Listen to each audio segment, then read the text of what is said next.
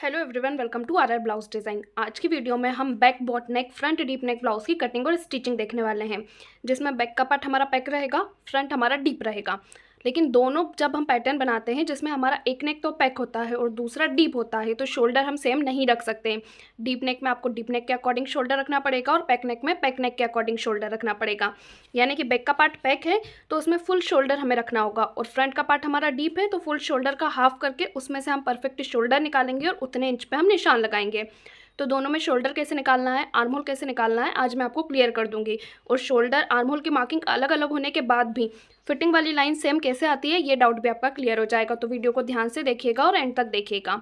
तो चलिए वीडियो को स्टार्ट करते हैं। स्टार्ट करने से पहले अगर आप चैनल पर नए हैं तो चैनल को सब्सक्राइब करके बेल आइकन को भी ऑन कर लीजिएगा, ताकि आने वाली वीडियो की नोटिफिकेशन आपको मिल सके। बैक पार्ट को कट करने से पहले आपको निशान लगाना है लेंथ के लिए। तो लेंथ यहाँ पे है मेरी 13.5 इंच, इसमें 1 इंच प्लस करके मैं निशान लगाऊंगी 14.5 इंच पे।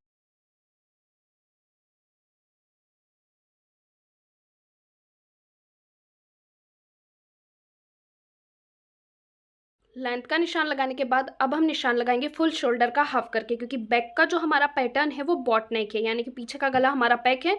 तो यहाँ पे फुल शोल्डर का हाफ करके हमें निशान लगाना होगा। तो फुल शोल्डर है मेरे 14 इंच के, 14 का हाफ है मेरा 7, तो यहाँ से मैं निशान लगा लूँगी 7 इंच पे। अब जितना भी आपने फुल शोल्डर रखा है ना, उसमें से हाफ इंच आपको माइनस कर देना है। यह हाफ इंच आपको सभी साइज में माइनस करना होता है। जितना फुल शोल्डर लिया उसमें से हाफ इंच माइनस कर दिया। अब यहाँ पे हमारे शोल्डर कितने आए, 6.5 इंच के। फुल शोल्डर का हाफ करने के बाद उसमें से हाफ इंच माइनस कर दिया, सिर्फ हाफ इंच जितना माइनस होता है। अगर आपके शोल्डर यहाँ पे कम है तो ये हाफ इंच भी आपको माइनस करने की ज़रूरत नहीं है। अब हम निशान लगाते हैं आर्म होल के लिए। तो अभी यहाँ पे जो आर्म होल का फॉर्मूला आपको फॉलो करना है वो पैक नेक गले के अकॉर्डिंग फॉलो करना है। जब डीप नेक गला बनता है तो उसके लिए फॉर्मूला अलग रहता है, और जब पैक नेक गला बनता है तो उसके लिए आर्म होल का फॉर्मूला अलग रहता है। तो अभी बैक का पार्ट हमारा पैक है तो यहाँ पे हमारा पैक नेक वाला फॉर्मूला फॉलो होगा। तो फॉर्मूला क्या होता है, जितने हमने शोल्डर रखे होते हैं उससे हाफ इंच ज़्यादा हमें आर्म होल रखना होता है। तो यहाँ पे शोल्डर है मेरे 6.5 इंच के, आर्म होल का निशान में लगा लूँगी 7 इंच पे। शोल्डर से आर्म होल वाली लाइन को मिलाएंगे और चेस्ट लाइन को भी स्ट्रेट करेंगे।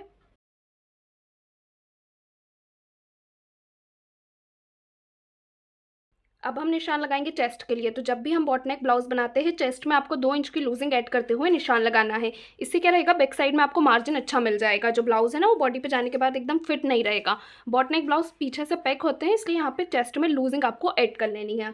तो अभी मेरे चेस्ट का साइज़ कितना है, 34। आपका जो भी चेस्ट का साइज़ रहेगा उसमें 2 इंच की लूजिंग फिक्स है, तो कितना हो गया 36। अब लूजिंग ऐड करने के बाद जितना भी आएगा ना उसको डिवाइड 4 करना है। तो मेरा कितना आया 36, डिवाइड 4 किया तो मेरा आया 9 इंच।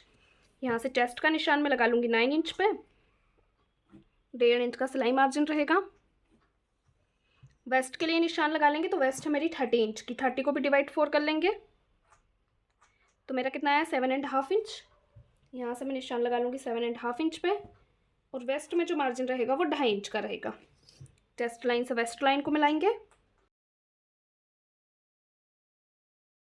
आर्म होल गोलाई के लिए निशान लगा लेंगे। तो बैक पार्ट में निशान हमारा लगेगा 1 इंच पे, हाफ इंच आर्म होल को डाउन करेंगे, कर्व को रखते हुए इसका शेप देंगे।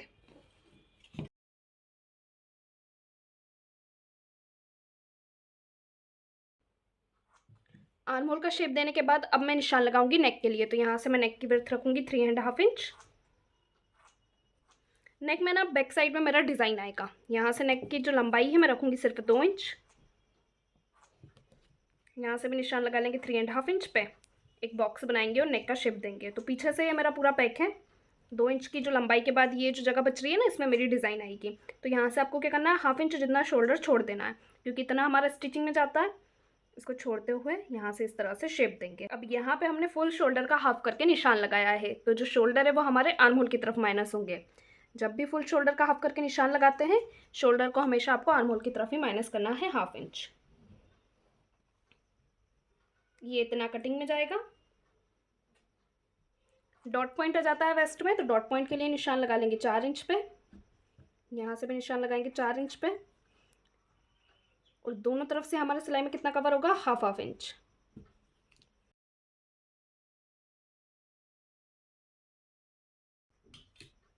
तो देखिए यहाँ पे जो बैक पार्ट की मार्किंग है वो मेरी कंप्लीट हो चुकी है। गला हमारा पैक था तो शोल्डर भी मैंने पैक नेक और आर्म होल भी मैंने पैक नेक के अकॉर्डिंग रखे हैं। फ्रंट की कटिंग हमारी इस तरह से नहीं होगी। अभी बैक आपको क्लियर हुआ, बैक को हम कट कर लेंगे, इसके बाद हम अपने फ्रंट पार्ट को कट करना देखेंगे।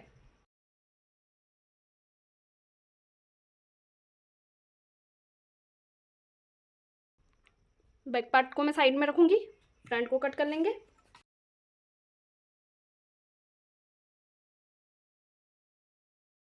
फ्रंट पार्ट को कट करने के लिए यहाँ पे मैंने लाइनिंग वाले फैब्रिक को डबल फोल्ड करके अच्छे से रख लिया है। अब देखिए जो फ्रंट पार्ट का मेरा पैटर्न है वो मेरा प्रिंसेस कट है। और यहाँ पे मैं आपको एक चीज़ क्लियर कर दूँ, जब आप बैक पैक नेक और फ्रंट डीप नेक बनाते हो, यानी कि फ्रंट का तो आपका डीप है, बैक का आपका पैक है, ये पैटर्न अगर आप बना रहे हो तो फ्रंट और बैक दोनों पार्ट की लेंथ आपको सेम ही रखनी है। क्योंकि जब हम डीप नेक बनाते हैं ना कि बैक भी हमारा डीप है, फ्रंट भी हमारा डीप है, तो हम क्या करते हैं, फ्रंट पार्ट में 1 इंच लंबाई बैक पार्ट से ज़्यादा लेते हैं। लेकिन अभी मेरा बैक पार्ट पैक है, फ्रंट डीप है, तो लेंथ हमारी सेम ही रहेगी। बैक में मैंने लेंथ का निशान लगाया है 14.5 इंच पे, सेम फ्रंट में भी मेरे लेंथ का निशान लगेगा 14.5 इंच पे। इस चीज़ को आपका ध्यान रखना है, वरना फिर आपके जो फ्रंट और बैक की फिटिंग वाली लाइन है ना वो सेम नहीं आएगी।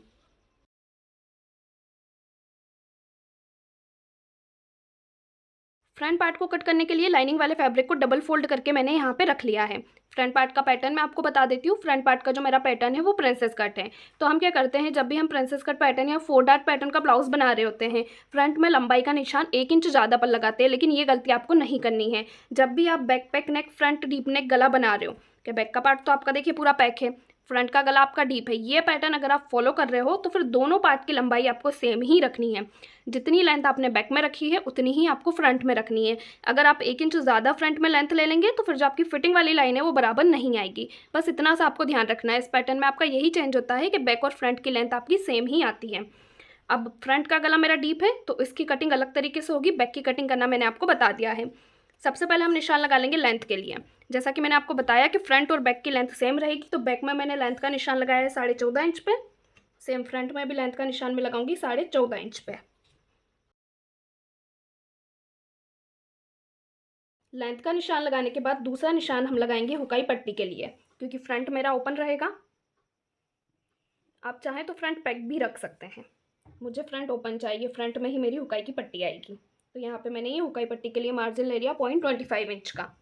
अब हम ये इसे छोड़ते हुए, ये जो हुकाई की पट्टी का निशान लगाया ना, इसको छोड़ते हुए निशान लगाएंगे शोल्डर के लिए। तो जितना शोल्डर मैंने अपने बैक पार्ट में रखा है उतना मैं अपने फ्रंट पे नहीं रख सकती हूँ, क्योंकि फ्रंट का गला मेरा डीप है। तो ना तो बैक पार्ट के जैसे हमारे शोल्डर आएंगे और ना ही आर्म होल का निशान हमारा बैक पार्ट जैसा लगेगा। इसके लिए हमारा अलग फॉर्मूला यूज़ होगा। तो फॉर्मूला लगाने से पहले आपको आपके फुल शोल्डर देख लेना है। फुल शोल्डर का मेजरमेंट कितना आ रहा है, 14 इंच। 14 का हाफ करके हम निशान लगाएंगे। 14 का हाफ कितना होगा, 7 इंच। यहाँ से मैं शोल्डर का निशान लगाऊंगी 7 इंच पे। अब शोल्डर का हाफ करने के बाद इसमें से हमें निकालने हैं परफेक्ट शोल्डर, क्योंकि जब गला डीप होता है तो फुल शोल्डर आपको नहीं रखना है, इसके बाद भी आपको शोल्डर निकालने होते हैं। तो अब ये जो मैंने शोल्डर का हाफ करके निशान लगाया है ना, इसमें से आपको माइनस करना है 1.5 से लेके 1.75 इंच तक। मैं यहाँ से माइनस कर दूँगी 1.5 इंच, आप 1.75 इंच तक भी माइनस कर सकते हैं। अब यहाँ से मैं शोल्डर चेक करूँगी कि मेरे शोल्डर कितने आ रहे हैं। तो ये आ रहे हैं मेरे 5.3 इंच के। अब हम निशान लगाएंगे आर्म होल के लिए। तो डीप नेक में आर्म होल का फॉर्मूला क्या होता है हमारा, चेस्ट डिवाइड 6। मेरे चेस्ट का साइज़ कितना है 34, उसको मैं डिवाइड 6 कर लूँगी। ये हमारे डीप नेक का फॉर्मूला होता है जब भी हम डीप नेक गला बनाते हैं। फ्रंट का हमारा गला डीप है तो हम यही फॉर्मूला यूज़ करेंगे। 34 डिवाइड 6 कितना आया, 5.6 इंच। यहाँ से मैं इंच टेप को रखूँगी और निशान लगाऊंगी 5.6 इंच पे। शोल्डर निकाले 5.3 इंच के। आर्म होल से शोल्डर वाली लाइन को मिलाएंगे और चेस्ट लाइन को भी स्ट्रेट करेंगे। पूरी मार्किंग होने के बाद मैं आपको फिटिंग वाली लाइन को भी चेक करके बता दूंगी कि दोनों लाइनें हमारी बराबर आ रही हैं या नहीं आ रही हैं, क्योंकि शोल्डर और आर्म होल की मार्किंग हमारी अलग अलग इंच पे हुई है। निशान लगा लेंगे चेस्ट के लिए। तो सेम बैक में जितने इंच पे आपने चेस्ट का निशान लगाया है ना, 2 इंच की लूजिंग ऐड करते हुए, फ्रंट में भी 2 इंच की लूजिंग ऐड करते हुए यहाँ पे चेस्ट का निशान में लगा लूँगी 9 इंच पे। 1.5 इंच का सिलाई मार्जिन रहेगा। आर्म होल गोलाई के लिए निशान लगाएंगे तो फ्रंट पार्ट में निशान लगेगा 0.75 इंच पे। शोल्डर से आर्म होल वाली लाइन का सेंटर निकालेंगे। सेंटर से अंदर आएंगे 0.25 इंच। 0.25 इंच अंदर आते हुए आर्म होल की गोलाई देंगे।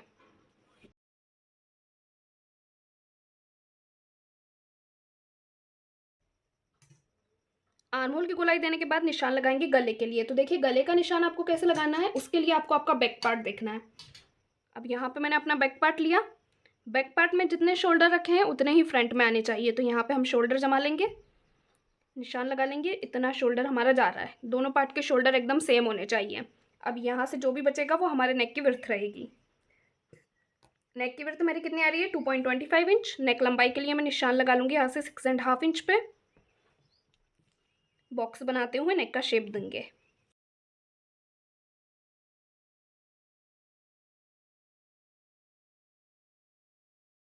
शोल्डर माइनस करेंगे, तो शोल्डर जहाँ पे आपके बैक पार्ट में माइनस होंगे वहीं आपके फ्रंट पार्ट में माइनस होंगे, आर्म होल की तरफ। 1/2 इंच डाउन कर देंगे, ये हमारा कटिंग में जाएगा। निशान लगा लेंगे प्रिंसेस कट के लिए। तो जो शोल्डर हमारा आया है ना नीचे वाला, जो हमने डाउन किया है, उसका सेंटर निकालेंगे। सेंटर से निशान लगाएंगे शोल्डर टू एपेक्स के लिए। शोल्डर टू एपेक्स से मेरा 9 इंच, सिलाई का 1/2 इंच प्लस करके मैं निशान लगा लूँगी 9.5 इंच पे। एपेक्स टू एपेक्स का निशान लगा लेंगे। तो यहाँ पे मेरा एपेक्स टू एपेक्स कितना है, 7। तो 7 का हाफ करके आपको निशान लगाना है। हाफ करने के लिए सिंपली इसको डिवाइड 2 कर लेंगे। कितना आया, 3.5 इंच। इसमें सिलाई का प्लस करेंगे 0.25 इंच, कितना हो गया, 3.75 इंच। यहाँ से मैं निशान लगा लूँगी 3.75 इंच पे। ये देखिए, ये हो गया मेरा सेंटर। अब नीचे की तरफ से 1/2 इंच माइनस करना है। जितना आपका एपेक्स टू एपेक्स आया है ना, उसमें से 1/2 इंच माइनस करते हुए नीचे की तरफ से निशान लगाना होता है। तो यहाँ से मैं निशान लगाऊंगी 3.25 इंच पे। इन दोनों पॉइंट को क्रॉस में मिलाएंगे। अब डॉट पॉइंट के लिए निशान लगा लेंगे। तो नीचे वाला डॉट पॉइंट मेरा सिलाई में जाएगा 2 इंच। इसको भी क्रॉस में मिला लेंगे। अब ये हमारा माइनस हो जाता है, तो इसको छोड़ते हुए वेस्ट के लिए निशान लगाएंगे। इस तरह से मैं इसको फोल्ड कर दूंगी। वेस्ट है मेरी 7.5 इंच की, यहाँ से निशान लगा लूँगी 7.5 इंच पे। वेस्ट में रहेगा 1.5 इंच का सिलाई मार्जिन। चेस्ट लाइन से वेस्ट लाइन को मिला लेंगे। वेस्ट की तरफ से मार्किंग हो चुकी है हमारी। आर्म होल की तरफ से डॉट पॉइंट की मार्किंग करेंगे। तो ये फॉर्मूला भी आपको क्लियर होगा कि आर्म होल की तरफ से कैसे मार्किंग करनी होती है। चेस्ट का साइज़ 38 से कम है, तो चेस्ट लाइन से इंच टेप को रखते हुए आपको निशान लगाना है 1.5 इंच पे। 38 से ज़्यादा है तो ये निशान आपका लगेगा 1.75 इंच पे। अब ये जो हमने निशान लगाया है इसको अपने एपेक्स पॉइंट से मिलाएंगे।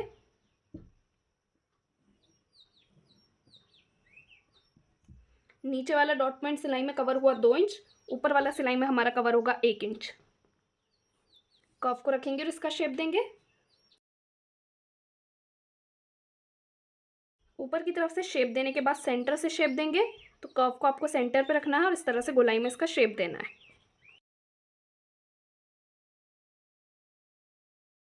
सेंटर से शेप देने के बाद नीचे की तरफ से भी आपको कर्व को रखना है और इस तरह से इसका शेप देना है। अब जो आपके फ्रंट की गोलाई है वो एकदम परफेक्ट आएगी। ऊपर से नीचे तक इस तरह से कर्व को रखते हुए आप सेंटर से प्रिंसेस कट का शेप दे सकते हैं। अब हम क्या करेंगे, इन दोनों डॉट की लाइनों को चेक करके देखेंगे और नीचे वाली डॉट की लाइनों को चेक करके देखेंगे। तो सबसे पहले ऊपर वाली डॉट की लाइन में चेक कर लूँगी। फर्स्ट मेरी रेडी हो रही है 5.75 इंच पे। दूसरी जहाँ भी 5.75 इंच पे रेडी हो रही होगी वहाँ पे मैं निशान लगाऊंगी। 1/2 इंच आर्म होल को माइनस करेंगे। दोनों पॉइंट को मिलाते हुए यहाँ पे बना लेंगे एक नया आर्म होल।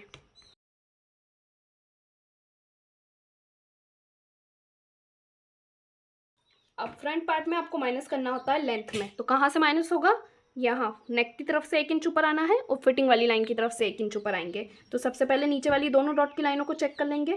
फर्स्ट मेरी रेडी हो रही है 5 इंच पे। दूसरी जहाँ भी 5 इंच पे रेडी हो रही होगी वहाँ पे मैं निशान लगा दूंगी। यहाँ से हम 1 इंच ऊपर आएंगे। नेक की तरफ से भी हम 1 इंच ऊपर आएंगे और इसको मिला देंगे।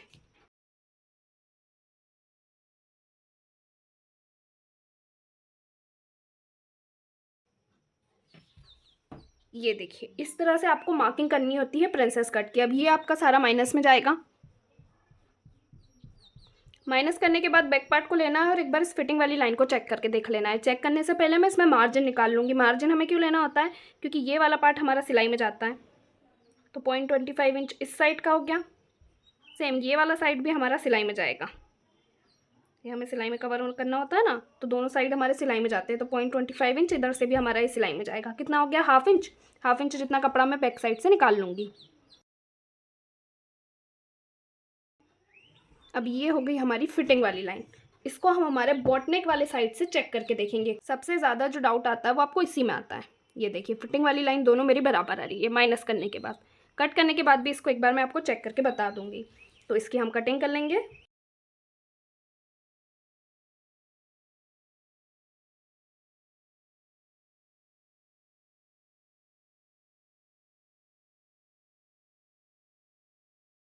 यहाँ पे हमारे फ्रंट पार्ट की कटिंग हो चुकी है। बैक वाली फिटिंग की लाइन से हमारे प्रिंसेस कट वाले पार्ट को हम यहाँ पे चेक करके देख लेंगे।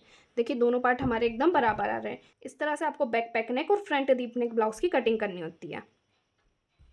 अब यहाँ पे हमारे फ्रंट और बैक दोनों पार्ट की कटिंग हो चुकी है। बचे हुए फैब्रिक से हम हमारी स्लीव को निकालना देख लेंगे। स्लीव की कटिंग करने के लिए जितना भी आपका फैब्रिक बचा होगा उसको 4 फोल्ड करके अच्छे से जमा लेना है।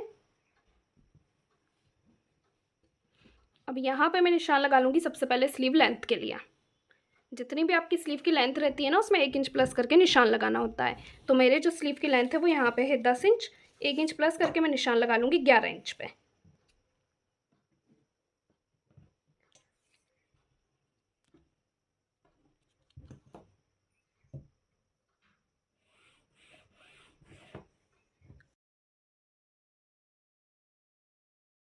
लेंथ का निशान लगाने के बाद दूसरा निशान हम लगाते हैं आर्म होल वाली लाइन के लिए।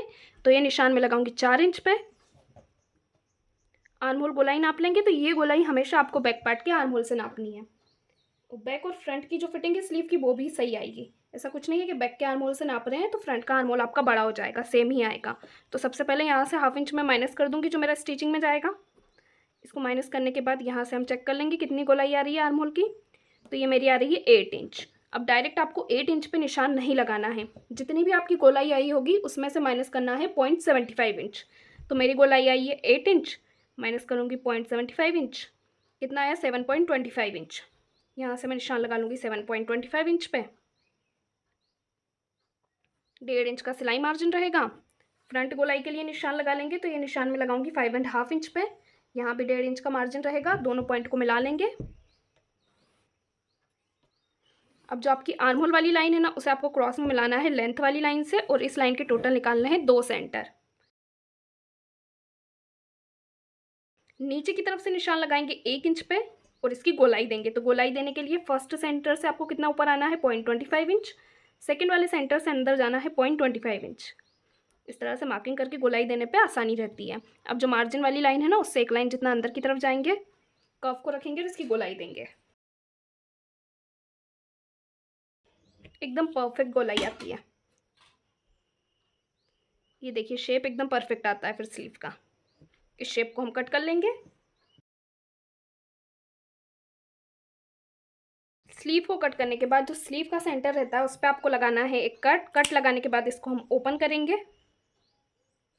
ओपन करने के बाद फ्रंट पार्ट के लिए गोलाई देंगे। तो जो आपने कट लगाया है ना, स्लीव का सेंटर निकाला है, उससे कितना ऊपर आना है अब बस 1/2 इंच। फर्स्ट सेंटर से अंदर आएंगे 0.25 इंच और इस तरह से गोलाई देंगे।